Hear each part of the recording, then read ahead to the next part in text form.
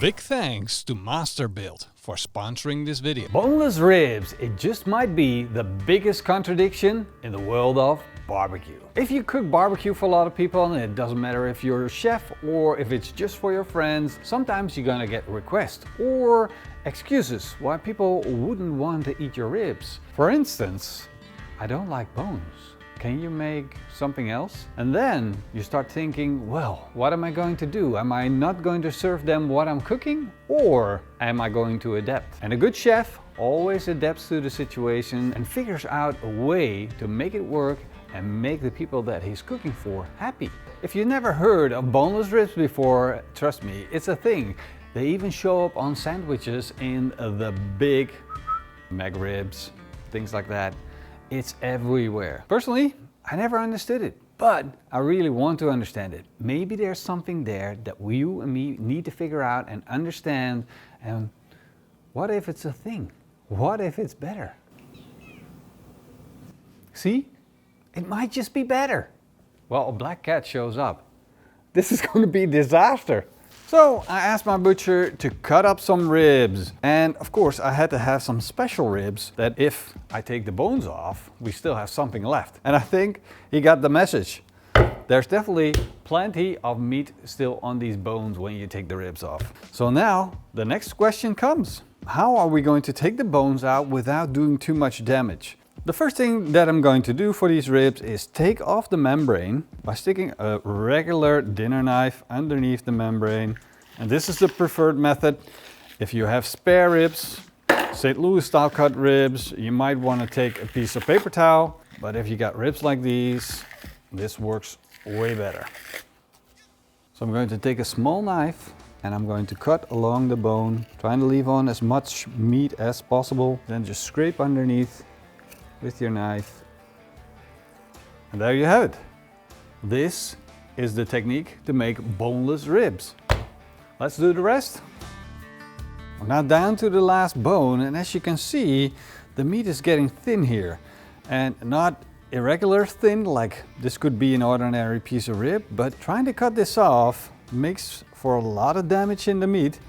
And it's probably not going to be, you see, it's going to leave a big hole. While I'm cutting it off, I still have lots of meat on the bone left, whereas with the other ones, I could get them almost clean. But this one, the meat just kept on sticking. And the problem is now I got a floppy bit at the end. Well, in itself, not a big problem, but with regular ribs, definitely do not recommend taking the bones out ahead of time. So this to me is a big red flag. So I'm taking off that last bit so I can square it up. There we go. This is it, the end result.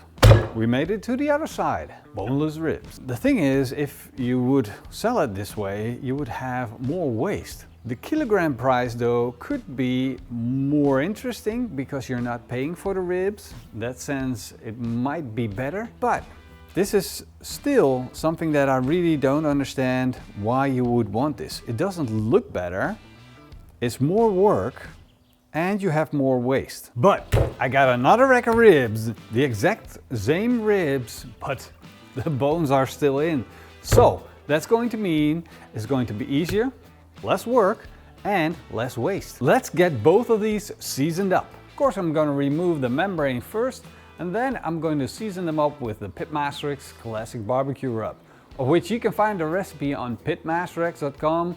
The link's down below in the video description. All the fuss about the experiment aside, I just want to eat some delicious ribs. I'm a purist at heart, they gotta be good. So if the bones are in the way and taking them out makes them better, I'm all for it. If not, you're gonna hear it at the end. But for now, let's fire up our barbecue.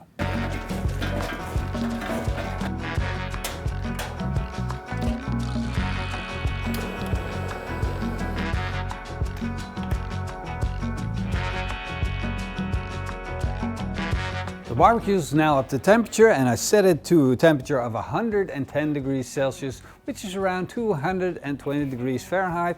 And now it's time to put a chunk of smoke wood in. And that's going to go in the gravity chute. Underneath there is the ashtray, and the chunk is going in And the ash that is still glowing will produce enough heat to get that chunk to smoke. So now I can start smoking my ribs. And as you can see, the master build is absolutely huge. We have plenty of space for the ribs. Now with big ribs like these, you have plenty of body to put a thermometer in. So I'm going to be using my meter thermometer. I'm going to stick in a thermometer in each of them. And now you're thinking, what? Why are you measuring the core temperature of your ribs? Well, let me tell you a secret. Ribs cooked to 92 degrees Celsius are absolutely perfect. So if you have a thermometer, give it a try. Let me know what you think cooking your ribs with and without. Stop using toothpicks to poke in them to find out if they're done. We did that in 2005. Personally, I'm a big believer in making a barbecue sauce with something that is sour and sweet. So this time I'm going to make a Chipotle beach, wishful thinking. Chipotle peach barbecue sauce. And that's why I'm starting with fresh peaches. Now, of course, you can get some juice out of the store, but personally, I love to get into the fresh ingredients. Well, at least at the moment, I'm really, look at that. Look at this peach. Like just a little squeeze and whoop, all the juices run out.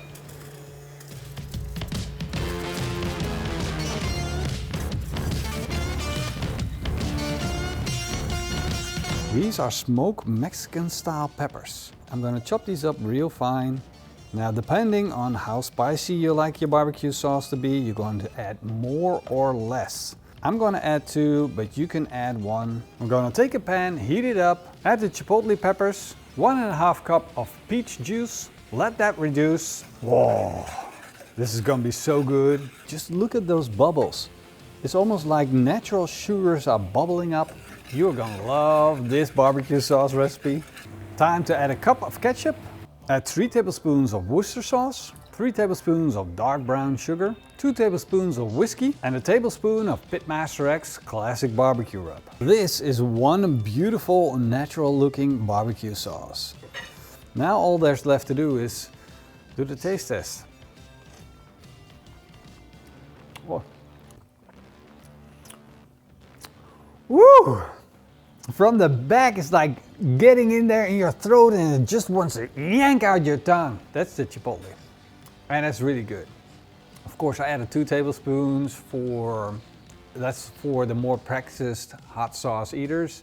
If you're less on that scale, you might want to start with a tablespoon. But that peach, man, fresh peach, mwah, so delicious. The ribs have been smoking for 2.5 hours and look at that color. I absolutely love that color. Look at it. It's like they turned into gold. And if you look here, you can see a mahogany red color on these ribs. That is the smoke color. That means these ribs picked up a lot of smoke. The fat turned a nice yellow color. And now it's time to get these ribs off the barbecue and start wrapping them up so we can cook them. And with the wrap comes an extra bit of flavor and juiciness. So that's gonna be our delicious peach sauce. I can't get enough of that stuff. I'm gonna brush it onto the ribs, just spread it out a little bit. It's not for looks yet, it's more to make sure that I get a little bit of it everywhere. Now let's wrap this up. Of course, I'm gonna do the same for both of the ribs, saucing and wrapping. When the ribs are back on the barbecue, I'm gonna close the lid and let them continue to cook until they reach a core temperature of 92 degrees Celsius. I just got the notification that the boneless ribs are done. So that's a big plus for the ribs that are cooked without the bones. They're done faster. You don't have to cook all the bones. I'm gonna unwrap these ribs and put them back on the barbecue. These are some mighty juicy looking ribs. Oh, look at that. There. Oh, did you see that? It's starting to tear right there. They might fall apart on me. That's how done these are. Let me put them back. Oh. I'm gonna brush some more of our peach sauce on. Look at that crust. It's not dry. You can see how moist it still is. But now I want it to be shiny, tasty looking. So let's get some more on. And I really need the outside to dry up. Now the Masterbuilt is absolutely perfect for that because it's delivering hot, dry air. And hopefully that's gonna be enough to get these really sticky. The rack with the ribs, I'm gonna leave on just to cook a little further until I get the notification that they're done as well. Boneless ribs fall off the bone tender. Let me try and cut into these. I predict cutting won't be successful. I predict these are super tender. So there we go. I flip this up for you. Oh, look at that. We got smoke ring. We got juicy pork. How juicy is that? Isn't that insane? Boy. But look at this. It is so tender. I can just pull this fork right through. And then there's no bone to hold on to. There's just meat and juiciness and crunchiness and crustiness and flavor and fall apart tender meat. There we go. Oh. Oh. The question now is, does it make sense to have boneless pork ribs? I mean, come on. There we go. I'm gonna lift that up for you. Boy, yo, look at how good that looks. Now I have something to hold on to. Even if this is jiggly and I can just let it slide off, I can still hold on to it because I got the bones. There's more integrity, there's more structure, and it's freaking hot.